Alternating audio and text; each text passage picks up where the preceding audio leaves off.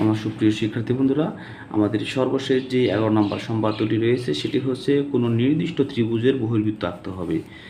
তো এই যে একটা নির্দিষ্ট ত্রিভুজ, এই ত্রিভুজের বহির্বৃত্ত আমরা এর আগে অঙ্কন করলাম পরিবৃত্ত, অন্তর্বৃত্ত এবং এটি হচ্ছে বহির্বৃত্ত। তো বহির্বৃত্ত অঙ্কন করার জন্য আমাদের একটা ত্রিভুজ প্রয়োজন, সেই ত্রিভুজটা আমরা অঙ্কন করে নিই।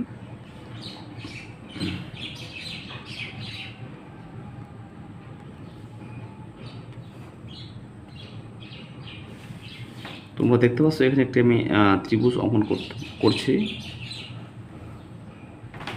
এই ত্রিভুজের নাম আমি দেব হচ্ছে এবিসি, এ বি সি। এবার এই এবিসি ত্রিভুজের এবি বাহুকে আমরা বর্ধিত করব ডি পর্যন্ত। এই বাহুকে আমরা ডি পর্যন্ত বর্ধিত করে নিলাম, এটা হচ্ছে ডি পর্যন্ত। আর এই এসি বাহুকে বর্ধিত করব এ পর্যন্ত, আমরা বর্ধিত করে নিলাম এ পর্যন্ত, আমরা এটাকে বর্ধিত করে নিলাম। এখন এই যে সি বিন্দুতে একটি কোণ, এখানে একটা কোণ উৎপন্ন হয়েছে এই কোণ, আর বি বিন্দুতে যে একটি কোণ উৎপন্ন হয়েছে বি কোণ, এই দুটি কোণকে আমরা সমদ্বিখণ্ডিত করব, তাহলে আমাদের বহির্বৃত্ত অঙ্কন হয়ে যাবে। তো চলো আমরা দেখে নিই।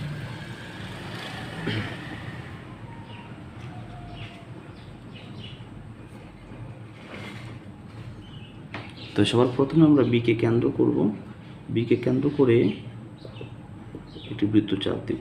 দেখো এখানে বসাইলাম, এই যে একটা চাপ দিলাম। এবার এইখানে বসিয়ে অর্ধেকের বেশি ব্যাসার্ধ নিয়ে এখানে একটা চাপ দিব, সেই একই মাপ নিয়ে আমরা এখানে আরেকটা চাপ দিব।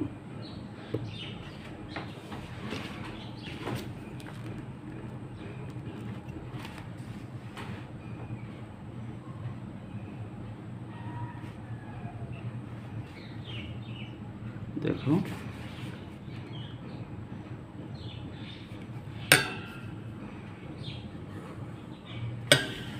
এই রেখাটির নাম দিলাম বিএম। এবার আমরা সি বিন্দুকে কেন্দ্র করে কাজ করব। দেখো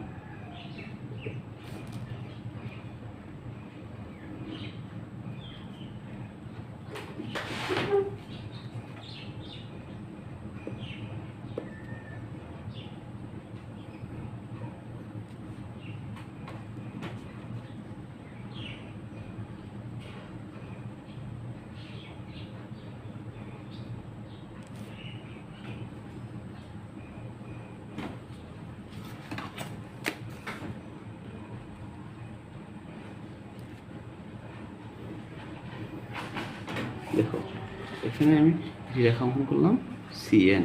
তাহলে এই বিএম রেখা ও সিএম রেখা ধরে নিয়ে পরস্পর তারা ও বিন্দুতে ছেদ করেছে। এখন এই ও থেকে বিসি রেখার উপরে একটি লম্ব অঙ্কন করতে হবে। তো এর আগের যেই সম্পাদ্যটি সেটিতে আমি দেখিয়েছিলাম কীভাবে লম্ব অঙ্কন করতে হয়। তো দেখো এখান থেকে আমাদের প্রথমে এই রেখার উপর একটা চাপ দিতে হবে।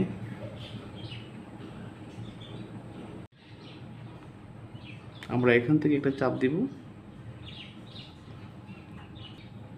দেখো এখান থেকে একটা চাপ দিলাম। এবার এখান থেকে নিয়ে এই অর্ধেকের বেশি নিয়ে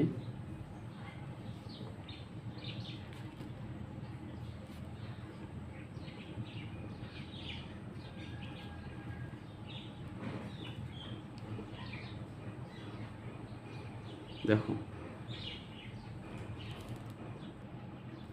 দেখো আমরা একটা দাগ দিয়ে নিলাম এবং এখান থেকে এই বরাবর আমরা লম্ব দাগটা দিয়ে নিব।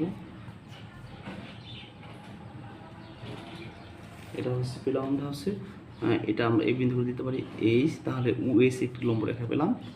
এই ইউএস লম্ব রেখার দৈর্ঘ্যের সমান ব্যাসার্ধ নিয়ে আমরা ওকে কেন্দ্র করব এবং ইউএস এর সমান দৈর্ঘ্যের ব্যাসার্ধ নিব।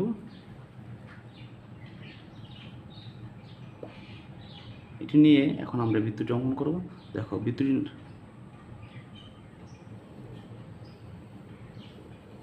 দেখতে পাচ্ছ আমাদের কিন্তু মোটামুটি হয়ে গেছে। তাহলে তোমরাও এইভাবে একটি সম্পাদ্য বারবার চেষ্টা করবে, তোমাদের হয়ে যাবে।